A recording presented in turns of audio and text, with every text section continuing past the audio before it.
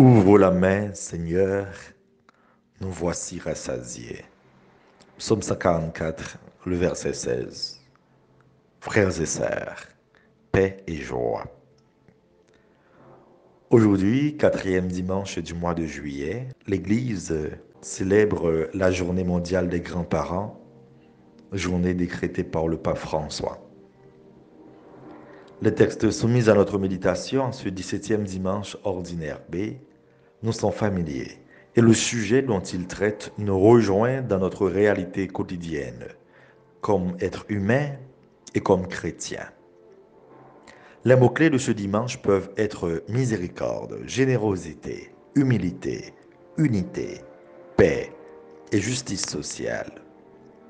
L'évangile selon Jean est appelé évangile des signes, car il en rapporte 7, chacun déployant une dimension de la mission de Jésus. Nous méditons aujourd'hui sur la multiplication des pains, qui est le signe d'une vie rassasiée par Dieu. La parole de Dieu nous permet alors de réfléchir sur un défi énorme dans le monde actuel, le pain quotidien, le problème de la famine et de l'inégalité. Elle nous invite à aller plus loin dans notre réflexion, à penser à l'économie, au dualisme besoins et ressources, comprendre qu'à nos besoins illimités, que les ressources sont limitées. Combien de pays vivant aujourd'hui dans la famine? Combien d'enfants qui souffrent de malnutrition? Combien de parents de pays pauvres n'ont pas le pain quotidien comme souci premier? Souvenons donc de la réponse de Jésus à la tentation de Satan. L'homme ne vivra pas de pain seulement, mais de toute parole qui sort de la bouche de Dieu. Matthieu chapitre 4, le verset 4. Il est vrai que les hommes ont besoin de nourriture spirituelle, mais ils ont aussi besoin, et même en premier lieu, de nourriture matérielle. C'est presque comme le fameux primum vivere de inde philosophari. Mais au plus bas de la théorie d'Abraham Maslow sur les besoins se trouvent les besoins primaires, les besoins physiologiques, le manger, le boire, le vêtir. Nous parlons aujourd'hui d'insécurité alimentaire.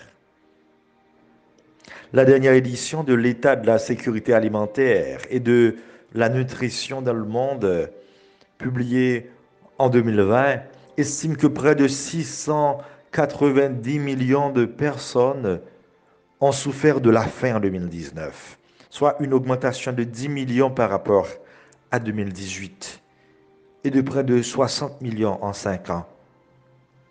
Quelle résonance a en nous la parole de Dieu aujourd'hui? Qu'est-ce que l'évangile de la multiplication des pains a à nous dire?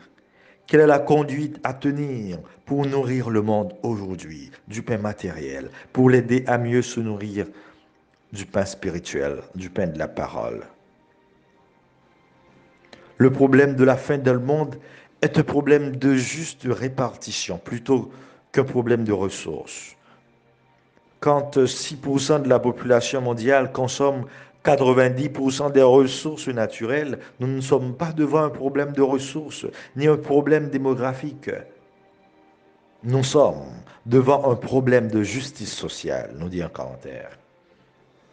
Ne pourrait-on pas comprendre dans ce sens du partage l'exhortation de Saint Paul? Ayez beaucoup d'humilité, de douceur et de patience. Supportez-vous les uns les autres avec amour et à cœur de garder l'unité dans l'esprit par le lien de la paix.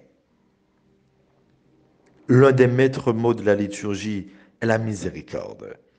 Jésus fut saisi de pitié pour ces gens alors qu'il leur donnait le pain spirituel. Il savait pertinemment qu'il ne fallait pas négliger leurs besoins primaires, le pain matériel. Dieu en Jésus manifeste au monde sa solidarité en se penchant sur les petites gens, sur cette foule. Et le petit garçon, en partageant ces 5 pains d'orge et ces 2 poissons, manifeste la plus haute marque de générosité, le plus grand signe de générosité qui puisse exister. savoir tout donner.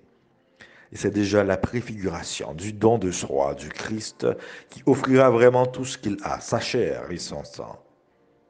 Mais la chair livrée et le sang versé seront nourriture de l'homme pour la vie éternelle. Cela nous ramène à l'Eucharistie. Cela nous fait percevoir que l'Eucharistie ne commence pas par un rite, mais par l'écoute de la faim des hommes. La question que nous pouvons encore nous poser, quelles sont nos fins? Quelle est ma faim? N'est-ce pas vrai que notre plus grande faim dans le monde est l'amour?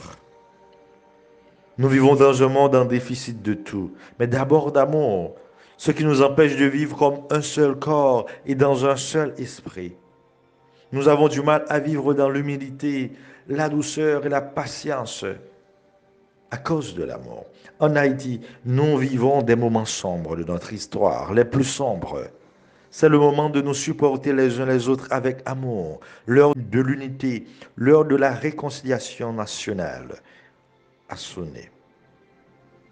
Frères et sœurs, à l'heure de la pandémie de la COVID-19 et de diverses crises socio-économiques et politiques ici et ailleurs, il est impératif que vous soyez conscients que pour agir, que Dieu a besoin de la contribution de l'homme, de votre contribution. Peu importe ce que nous avons, ce que vous avez et qui est sans proportion avec le don. Philippe n'avait apporté qu'une réponse superficielle à ce besoin de la foule. Mais le jeune garçon, lui, offre son propre repas, certes dérisoire au regard de cette foule de gens.